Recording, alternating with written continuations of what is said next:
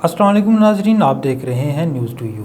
नाजरीन, अफ़गानिस्तान में फंसे पाकिस्तानियों को लेने के लिए PIA की 2 ख़ुसूसी परवाज़ें काबुल के लिए रवाना हो गई हैं। परवाज़ें काबुल में फंसे पाकिस्तानियों और दीगर गैर मुल्कियों को पाकिस्तान लाएंगी। CEO PIA air marshal Arshad Malik अमले की हौसला अफजाई के लिए पहली परवाज़ के साथ खुद रवाना हुए हैं।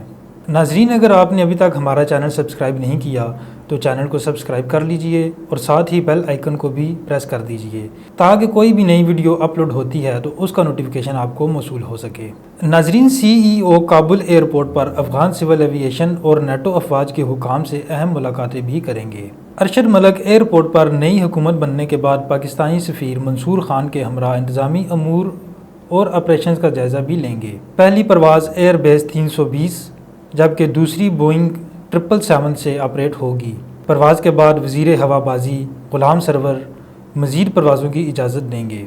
वज़ीर हवाबाजी ग़ुलाम सरवर ख़ान की हदायत के मुताबिक अफ़गानिस्तान के दूसरे शहरों से परवाज़ें चलाने का जायज़ा लिया जा रहा है।